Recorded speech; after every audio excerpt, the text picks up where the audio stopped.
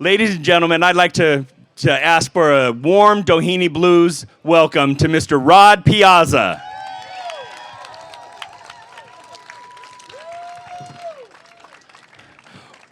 Wonderful. All right. Yeah. And don't forget, they're going to have free beer for everybody that's sitting out here. Can I get an amen? Amen. There might have been a few beers back behind there, but at any rate, well, I'll tell you, it's an honor for me personally to sit here with Rod. I've been following his career, and he's been one of my musical heroes for over 30 years, way back from the Riverside days from Carlos O'Brien's. Does anybody remember that? Got to. All right. That makes some of us, all right? So, all right, well, let's go back a little bit further. Well, I'd like to go back from the start, even before you picked up your first harp. Way back when you were, I think I'd heard that you were 7 or 8 years old, and your first introduction to music through your brothers and picking up different instruments. Is that correct? Yeah, I had two brothers was 10 and 12 years older than me, so they brought home records from the 50s, R&B, jazz, and blues records. So I would get to hear those records growing up, and I always loved that music. And when I was about 10, it was a lady selling guitars on the street, walking home from school, and they were $4 or $5 folks guitars, Right. acoustic. Sure. And my mother, at the time, she was alive, and she bought me one of them guitars, and I started messing with the guitar. Okay. So, how about your first concert? I believe that you were well underage, but that your brother took you maybe way back in the late 50s to see Jimmy Reed. Is that true? Yeah, Jimmy Reed was playing on a gig, and my brother got me in there and somehow got me backstage and told Jimmy that I was playing the guitar, and Jimmy said, well, he needed to be playing the harp with his guitar, and he gave me one of his old harps, and from there I went on and started messing with the harp. And when I got in the first group, that 1965, they had a couple cats playing guitar was better than me, and they told me, say, forget about the guitar, just blow harp. So I never did play no guitar after that. Well, yeah, I'll tell you what. When Jimmy Reed gives you a harp, you're already blessed to begin with, right? Well, depending on what you do with it, yeah. Well, all right. So, but back then, you started seeing some more shows. You love Little Walter, Muddy Waters, George Harmonica Smith. I know was one of your heroes. And you were learning. And can you tell us about that first group? It was the Mystics, where the guitar player said that you stick with the harp. Is that correct? Was that the Mystics? Yeah, which became the Dirty Blues Band, and we moved up to L.A., and we got a deal with ABC Records. And we came out with a record on ABC Bluesways in 1967, the Dirty Blues Band, and we did 2 records for them. And then after that, I had met George Harmonica Smith, and me and great drummer Richard Ennis would travel to Watts area and stay at George Smith's house and play down in the little corner bars, Small's Paradise, Red Soul Room, Chantilly Lace, all these clubs down there backing him up, and through him we started playing behind Pee Wee Creighton and T-Bone Walker and Big Mama Thornton and Eddie Vincent, Joe Turner, on, everybody that was in L.A. Right. So that they at that time were all settling in L.A. Is that correct? Yeah, they had all migrated from east or south to Los Angeles, so we would be the house band backing them up, and every once in a while we'd get a gig at the Ash Grove in Hollywood when Howlin' Wolf would come out, and we'd work behind him for a week, or some other Chicago artist. So, there was the blues scene that you're talking about that was in L.A. at the time with when Big Mama Thornton was out and everybody. What was it like? A bunch of blues clubs everywhere, or what was that scene like? Well, you had the folks and blues clubs in Hollywood, and then you just had the little corner black bars on the corner down in the Watts area that we played. We were making $15 a night, and but I mean it was an education, behind all these great artists. And when you're young, you take a lot for granted. You think these guys are going to be around forever, and now I miss them all. But it was definitely a second education. Who were some of the most influential from that period for you? I'd have to say George Harmonica Smith was the biggest influence on me, and through him, just watching, guys that I had to back up like T-Bone Walker and Pee Wee Crayton.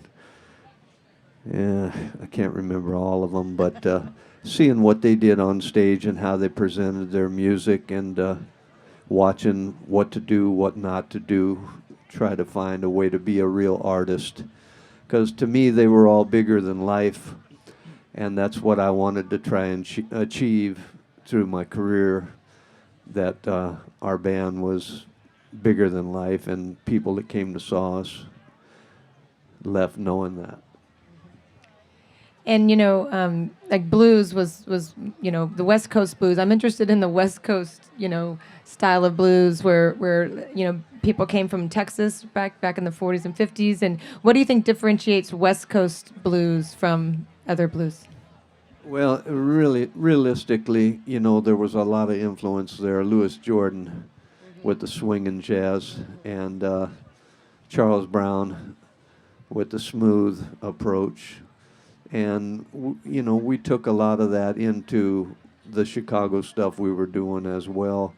And the first tour we went on, I remember going to Niagara Falls, and we're playing kind of a swinging West Coast deal, and the people just didn't like it. They didn't know what to do with it. They were just used to a backbeat Texas style, and it took a while for our type of music to really break in. And after so many years, we noticed now you had groups in Finland and Sweden and everywhere, and across the states playing the style that we had kind of forged. And it became acceptable to the point where the Mighty Flyers won the Band of the Year at the W.C. Handy Awards 4 or 5 times. No group ever from California won Band of the Year. Before that, they thought if you were from California, it was like the Beach Boys. And they didn't know anything about this other stuff. So we achieved quite a bit, and I'm thankful to all the great players we had in the group, to make it happen. It wasn't just me. Right. I think the audience would enjoy talking a little bit about your harp. Like what type do you play, and what differentiates it? I think the question of it is there's many types of harps, obviously many keys of harps, but as I've seen in some of your instructional videos in years past, that it's what you do with it. I believe was the takeaway. And how you change it electronically through your amplification and through the way that you manipulate it. And I guess what we'd like to know is what made your distinctive sound. A little bit of this and a little bit of that, and what makes you so great is really what I want to get down to. Great. I think that it's a funny situation that went on when I was working with George Smith. We had the Bacon Fat Band, and this kid used to work at a music store, and he kind of idolized the band, and he would steal harmonicas out of the music store. He would order weird harmonicas that nobody was playing, and they wouldn't sell, so he'd lift them and he'd give them to me. One was a B-flat chromatic, which most cats played a C or a G. So this B-flat chromatic, I took it, and George Smith took it, and we kind of fashioned this swinging kind of sound with that. And Dennis Grunling told me he came and watched me play. His first gig was in New York or somewhere like that, and he heard me play Low Down Dog on this B-flat chromatic. He didn't know it was a B-flat, so he bought the record and he went home and learned it in a different position on a C chromatic, which is incredible. And then later on, guys figured out, okay, we can buy this harp and we can do this. So that was a little bit of technical stuff that we were lucky to forge. Right. Well, speaking of technical stuff, I reached into an old bag of tricks, an old music bag of mine when I knew that I was going to be interviewing you, Rod. And there was a period where Rod actually manufactured his own mics, hot rods. And I said, I'm quite certain that I have one of those, and I'll bet it's at least, I don't know, got to be 15 to 20 years old. So I reached in, and for some reason it's in an old Crown Royal bag. Where it should be, he says. And out comes this beautiful purple, Rod's favorite color, hot rod. And I had the pleasure of reintroducing it to Rod. Rod signed it, and it actually was in 2003, so not quite as long as I thought, but still quite some time ago. But I said, Rod, did you remember making these things? And I wonder if you'd tell me a little bit about what made the hot rods. Well, it's an static microphone, and that's what most cats were using from the 50s. They were cheap when I was buying them. In the 60s, they were $4.50. Anyway, I went to That's a not static. what you charged me. I know. I went to a static in Conneaut, Ohio, and I got a sponsorship with them, and I would buy, or they'd give me mics, and I would build them and paint them some kind of crazy car color. And put a volume control and make it hot rodded so cats could have a better mic to play through.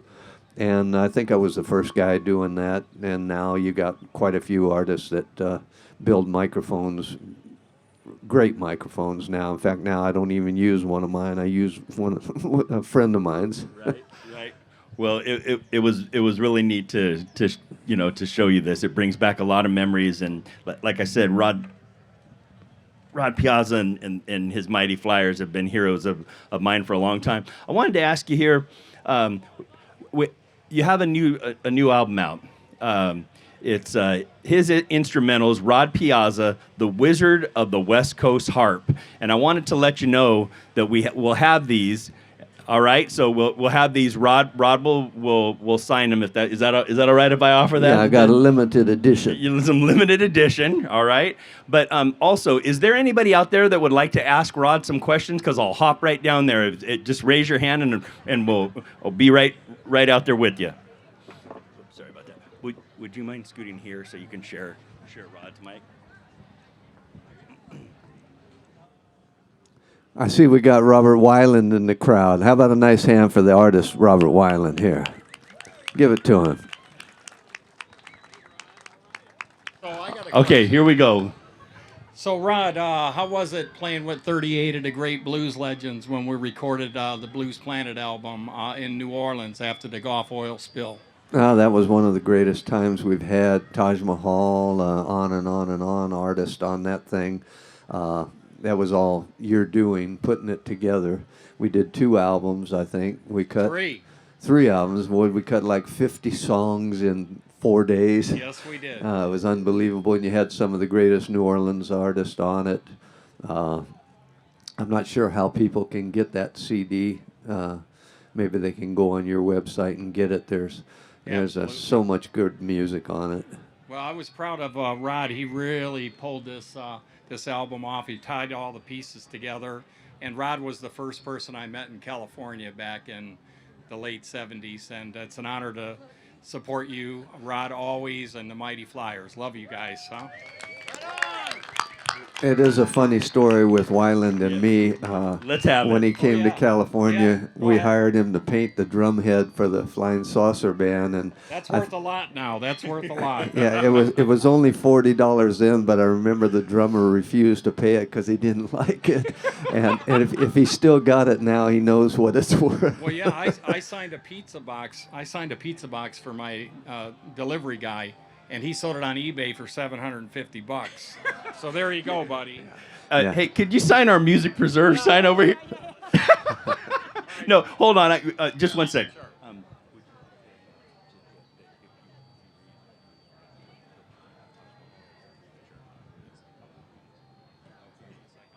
You let me know. All right then. Okay, thanks a lot. All right, we have some more questions. You guys are. This is this is an opportunity this is an opportunity that we don't always all have, to be able to sit here with Broad Piazza and with many other of the greats that we see perform and that we love so much, and to have that chance to ask those questions. We certainly appreciate it, Rod. All right. Introduce yourself, if you would. Hey, I'm Denise. This is not a question at all. I just want to thank you for sharing the gift that you have and the passion that you have had all these years. And because without you, I mean, the gift you have flows through us, and I believe it's reciprocal. And I'm super grateful for you guys. I love it. Thank you so much. Yeah, Yeah.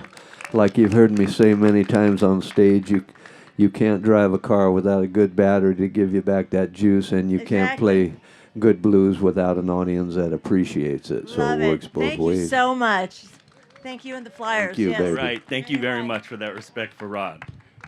Yeah, Howdy. hi, Rod. When you were coming up during the 60s and playing clubs at night and stuff, did you ever have a real job during the day, or what did you do during the day? You know? Yeah, I had a lot of jobs. Oh, okay. Pick this up. Pick that up. No, I worked in a fiberglass factory and mowed lawns at a golf course, and whatever I could do to make ends meet. It wasn't until really, even in the 70s, when we were playing the clubs along the coast, Red Onion, Panama Joe's, White House, and Laguna, me and Honey were still doing mowing lawns during the day, 3 days a week, to take care of business. I saw you at Madame Wong's many times and always had a great time. Do many people know about your YouTube video on Playboy After Dark? They might get a thrill out of that. That's a real story there. Let's have it. I didn't think that would ever surface. But the way it went down is this. I had a draft physical in the morning in downtown LA, so naturally I took LSD the night before. My buddy Richard Ennis drove me to downtown LA. I did the draft physical. I got out of there. I went over to Hollywood to film Playboy After Dark. I couldn't bring my band. They wanted me to use a house band. I wasn't happy with that. I had a Levi's and a leather coat, and my manager said, no, Hugh likes a lot of color. So they took me up on Sunset Boulevard, bought me some green velvet bell-bottoms and a pink sweater and a scarf. And so I figured, well, I'm making $350. I'm going to do it. I just want to get through this day. Played the show, got my check a month later. It was $35. And I called my manager. What happened? Well, you had to join AFTRA. You had to join SAG. And I had to get my commission, and them clothes was $100. So you got $35. So yeah, and then now it comes to haunt me back, and everybody, hey, I saw you on Playboy After Dark. That's funny, Rod. But anyway, I was doing it. All right. That's a good one. Hi, Rod. My name is Steve. I've seen you many times, and it's good to see you again. You get a lot of airplay on 88.1 by Wagman. Wagman Gary Wagner. And he once said that he's not sure if even Honey has seen you without your sunglasses on. I started wearing them a long time ago, and then I tried not to wear them, and people go, hey, where's the sunglasses? Come on. So it's just kind of been a standard, all along. So you can see us in the dark when you're out and doing your Southern Lady. I and can you're see walking what's through. necessary. You can see what's necessary. All right, all right. Any other questions? Well, come on up here if you would. All right. How you doing? Just fine. Hey, Rod. One comment and then a question. We tried to talk our friends into going on the blues cruise. They wouldn't go. And then one time in San Francisco Blues Festival, we saw, hey, Rod Piazza's going. So we have to go. Screw our friends. They didn't go. We went. We've been to 10 blues cruises. Our friends right there that we met, they've been on 30 plus. It's all because of you. So Roger owes you something. Yeah, try getting that. Yeah. Number two, we couldn't get into the bar downstairs. And they says, well, there's a band in the lobby. So we went upstairs, Carlos O'Brien's. I think this was 1980. Sounds right. Playing along, the band left, and you got up, and you did a 30-minute solo, and you walked the stage, you walked on tabletops, you walked all over. I just want to know, are you still walking on bars? No. No, I'm not walking in any bars. Well, I might walk on one more. I don't know. But, yeah, Carlos O'Brien's was a great gig. We started there, I don't know, maybe 84 or something. Went on for quite a few years, standing room only. And I was lucky enough to bring out on the Sunday afternoons from 2 to 6. And it was free. And I brought out a lot of the artists that were friends of mine that people would never have been subjected to, like Anthony. Yep. We brought out Pee Wee Creighton, Shaky Jake, Larry Davis, Freddie Robinson, Guitar Gable. And I was talking to Dave Gomez from the Paladins. We even brought him out one day, and he was the only white artist we brought out on a Sunday afternoon. He tore it up. So, yeah, we had a great time, Carlos O'Brien. A lot of people still remember those days. Yeah, and Rod, as you said, for me personally, and all those people in Riverside that didn't make the treks to L.A. and to Watt specifically that you did, to give us that exposure and that perspective, really broadened our horizons. And that's one of the things that Music Preserves Foundation is trying to do, with doing things like this in the community and doing things, giving another perspective to the kids in schools in learning cultural history through music history. So, I appreciate you broadening my horizons then, and I hope that we can do the same types of things in our community and, in our schools as well. We have time for probably one more question if you got it. There you go. Sorry about that. Hey, Rod, I met you years and years ago down in Newport when you guys were playing at the Reuben E. Lee. It's Nikki. All right. Great to see you. And then we saw you at Carlos O'Brien's all the time, and over the years, everywhere. I remember you from the Reuben E. Lee because you were one of the 3 people that came in there to see us every night. No, I'm George's wife, Nikki Watts. Okay, baby. See you soon. Hey, Good to hear. all Good right, to Nikki. see ya. Yeah, baby. All right. You got a quick. We got a quick one here. So, sorry, Carlos O'Brien Days also, and this is more about Honey than it is about you. I cannot tell you how many times I've told people that Honey could play better with her feet than most people can play with their hands. And how is Honey these days? Honey was the one that made the Mighty Flyers. Realistically, she was the one that pushed the band over the top.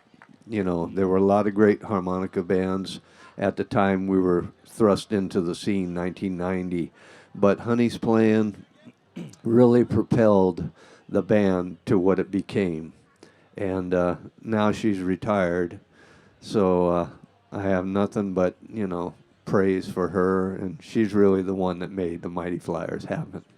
Yeah, let's hear it for Honey. My daughter, I reintroduced my daughter Meg to Rod, and the first thing that she said was, "Is Honey here?" And he said, "I'd never heard that before, right?" Right?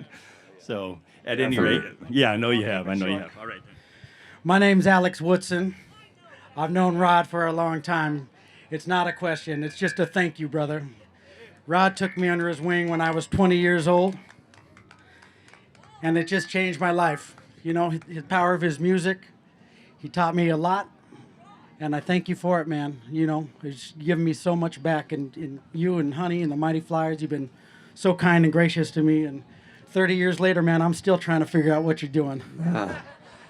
How about a hand for Alex Woodson, one of the greatest harmonica players to come along this time. Yeah, Thank you. thank you. Thanks a lot. All right, I'm going to hustle up here, or my version of hustle up. And once again, Rod, I want to say what a thrill it is to get to spend time with you like this. One more quick promotion with regards to Music Preserves. If you guys could do us a favor and on social media, you know, Instagram, Facebook, and all that stuff, if you know about those things, please like and share Music Preserves. We really want to bring these types of programs, continue to bring them to the community and to the schools. So I'd sure appreciate that. We can finish with one more question or closing comments from you, Patty. Well, thank you everyone for coming, and we all feel the love everyone has for Rod Piazza. So we really appreciate Rod coming out here today to talk to everybody. And Thank you.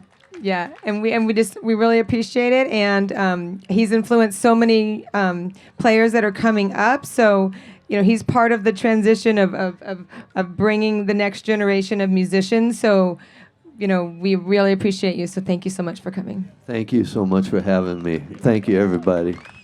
Let's hear it for him. Come on now. Rod Piazza.